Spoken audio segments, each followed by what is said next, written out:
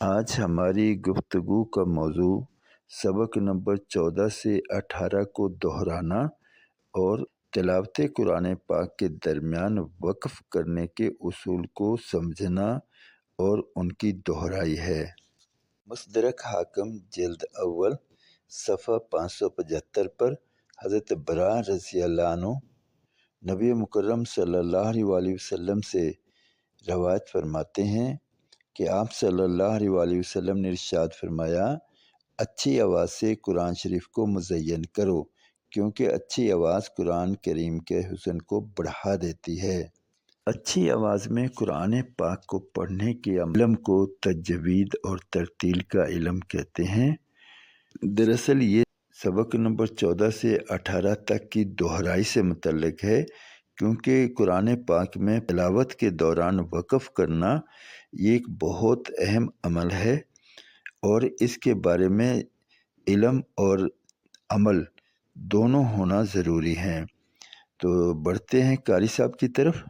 یہاں پر لکھا ہے قرآن پاک پڑھتے ہوئے کتنی جگہوں پر وقف کیا جاتا ہے۔ یہ ایک سوال ہے اور اس سوال کا جواب یہ ہے، قرآن پاک پڑھتے ہوئے 3 جگہوں پر وقف کیا جاتا ہے۔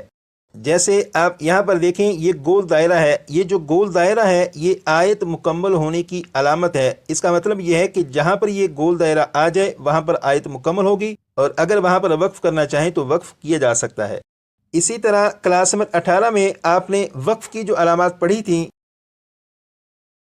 جیسے یہاں پر آپ دیکھیں، یہاں پر لکھا ہے تو، یہاں پر لکھا ہے جیم، اور یہ جو وقف کی علامات ہیں یہاں پر بھی وقف کیا جا سکتا ہے۔ وقف کرنے کی 2 جگہوں کے بارے میں آپ کو معلوم ہو چکا۔ نمبر 1، جہاں پر آیت مکمل ہو رہی ہو وہاں پر وقف کیا جاتا ہے۔ نمبر 2، جہاں پر وقف کی علامات میں سے کوئی علامت آ جائے وہاں پر بھی وقف کیا جاتا ہے۔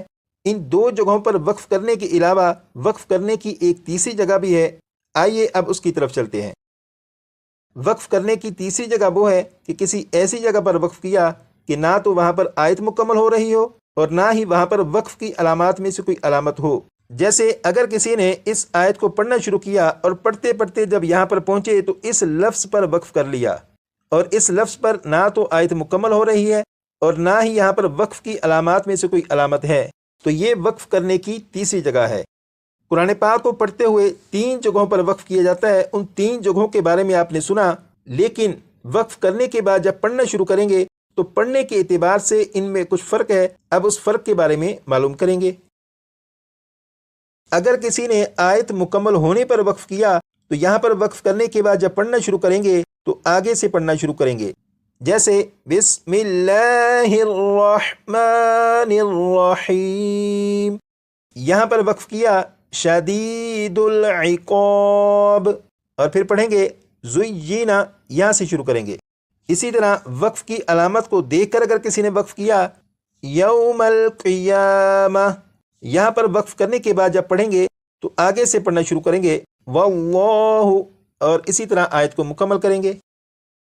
اگر کسی نے کسی ایسی جگہ پر وقف کیا کہ جہاں پر نہ تو آیت مکمل ہو رہی تھی اور نہ ہی وقف کی کوئی علامت تھی، جب وہاں پر وقف کریں گے تو وقف کرنے کے بعد جب پڑھنا شروع کریں گے تو آگے سے پڑھنا نہیں شروع کریں گے، بلکہ جس لفظ پر وقف کیا وقف کرنے کے بعد جب پڑھنا شروع کریں گے تو اسی لفظ کو پڑھ کر آگے سے پڑھنا شروع کریں گے، یا اس لفظ کے پیچھے سے ملا کر آگے پھر پڑھنا شروع کریں گے۔ جیسے اگر کسی نے یہاں پر وقف کر لیا، یہاں سے میں پڑھنا شروع کرتا ہوں، وَأَنزَلَ مِنَ السَّمَاءِ مَاءً فَأَخْرَجَ، یہاں پر اگر وقف کر لیا، یہاں پر وقف کرنے کے بعد آگے والے لفظ سے پڑھنا شروع نہیں کریں گے، بلکہ اسی لفظ سے شروع کریں گے یا پیچھے سے ملا کر پڑھنا شروع کریں گے۔ جیسے یہاں پر اگر وقف کیا، اب میں یہیں سے شروع کروں گا، فَأَخْرَجَ بِهِ مِنَ الثَّمَرَاتِ رِزْقًا لَكُمْ۔ اسی طرح اگر کسی نے اس آیت کو پڑھنا شروع کیا اور پڑھتے پڑھتے جب یہاں پر پہنچے اور یہاں پر آ کر وقف کر لیا، تو یہاں پر وقف کرنے کے بعد آگے والا حصہ شروع نہیں کریں گے، بلکہ اگر یہاں پر وقف کر لیا تو یہاں سے پیچھے سے ملائیں گے اور پھر پوری آیت کو پڑھیں گے۔ جیسے اگر یہاں پر وقف کیا تو وقف کرنے کے بعد یہاں سے پھر ملا کر پڑھیں گے، من قبلکم لعلکم تتقون۔ وقف کرنے کی 3 جگہوں کے بارے میں بھی آپ کو معلوم ہو چکا۔ وقف کرنے کے بعد آگے سے کس طرح پڑھنا شروع کریں گے وہ بھی الحمدللہ آپ کو معلوم ہو چکا ہے۔ یہاں پر لکھا ہے کلاس 14 سے کلاس 18 تک دہرائی۔ اس کا مطلب یہ ہے کہ کلاس نمبر 14 سے کلاس نمبر 18 تک جو اسباق آپ نے پڑھے ان کی دہرائی بھی کر لیجیے گا تاکہ آگے والی کلاسوں کو پڑھنے، سمجھنے اور سبق یاد کرنے میں آسانی ہو سکے۔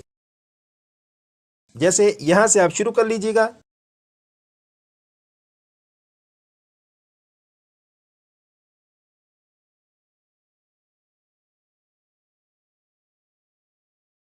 گزارش ہے کہ سبق نمبر 14 سے 18 تک پہلے تفصیلی ذکر ہو چکا ہے۔ ان اسباق کو دوبارہ دیکھیں اور یاد کریں، اور کچھ باتیں آج کے سبق میں آ گئی ہیں ان کو بھی اپنے عمل میں لانے کی کوشش کریں۔ گزارش ہے ان باتوں کو اپنے دوست احباب، عزیز و اقارب تک پہنچائیں، انہیں بھی قرآن پاک کو اچھے انداز سے یعنی تجوید اور ترتیل سے پڑھنے کے لیے تیار کریں، بلکہ انہیں دوسروں کو قرآن پاک کو تجوید اور ترتیل کے ساتھ پڑھنے کے لیے تیار کرنے والا بنائیں۔ اللہ رب العزت مجھے، آپ کو اور ہم سب کو عمل کی توفیق عطا فرمائے۔ اب تک کے لیے اتنا ہی، انشاءاللہ ملتے ہیں اگلی ویڈیو میں، تب تک کے لیے اللہ حافظ۔ السلام علیکم ورحمۃ اللہ وبرکاتہ۔